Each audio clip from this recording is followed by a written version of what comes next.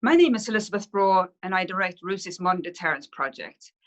I am very pleased to be joined by Hélène Galy, who is the director of the Willis Research Network, which is really the research arm of Willis Towers Watson, one of the world's largest insurance brokers and consultancies. And companies like Willis Towers Watson, and in particular the Willis Research Network, do a lot of modeling and forecasting about the sort of things that might happen that we don't want to happen, i.e. risks and disasters.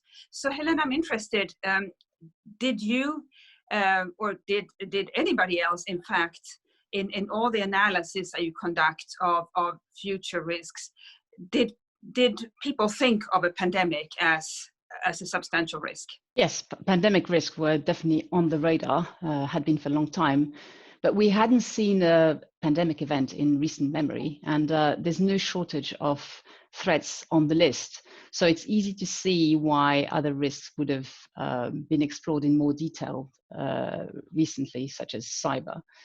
There were specific insurance policies, parametric insurance policies available for pandemic, which would have provided business interruption coverage in the event of a pandemic.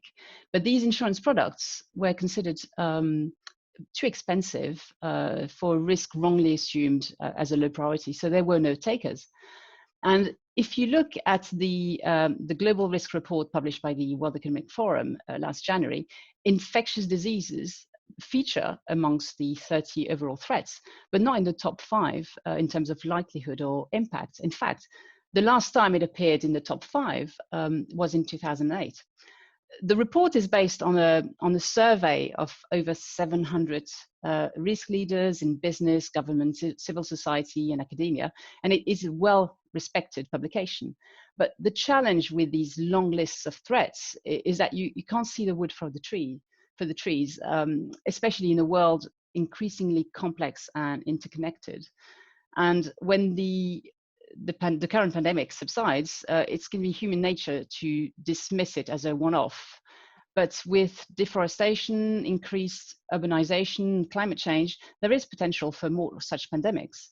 So I think that the crisis will hopefully have an impact on how we approach risk as individuals, companies, and nation states. And in my view, we need 2 things. We need more scenario planning, in particular, worst case scenarios, using our imagination, challenging our views on the possible futures, and really valuing that 10th man, the devil's advocate who guards us from comfortable groupthink. And second, I think we need to prioritize investment in resilience, preparing for a range of threats that we cannot even imagine, and testing that resilience regularly. And companies, governments are now implementing business continuity plans that were probably designed with other threats in mind, such as terrorism and cyber attacks.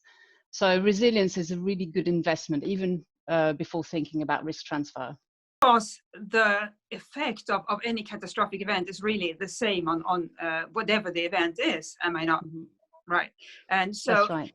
But it's interesting to think that people were aware of the risk of a pandemic, and yet they didn't take it seriously because it was seen as so unlikely. It's interesting you're proposing that companies should have devil's advocates. Who should there even be something like the chief devil's advocate in each company, the person the person who comes up with these black swan scenarios, and not just as sort of intellectual exercises, but as scenarios worthy of contingency planning. Yeah, you probably don't want just one. You want a few, and not necessarily in the company. They might be outsiders coming from different industries and different thinking frameworks. Yeah. Can I just ask you, Hélène, when you and your team and others in similar positions, when you map and evaluate risks, how do you even go about evaluating the severity of the risk? So risk is simply a function of a threat, assets at stake, and their vulnerability to that threat. Now, in practice, all these variables are really difficult to evaluate. For a pandemic, it's going to be its severity, frequency, spread. The assets at stake, we are rapidly learning that people are obviously not the only casualties. Companies and supply chains are suffering, livelihoods, but also intangibles like freedom of movement. And finally, we, in terms of vulnerability, we're realizing our vulnerability, not only our individual immune systems, but also healthcare systems, how they cope, the capacity of companies to adapt to social distancing, and how our economies adapt to supply chain disruption, to shop closures. So in the insurance industry, we make sense of this complexity using risk models.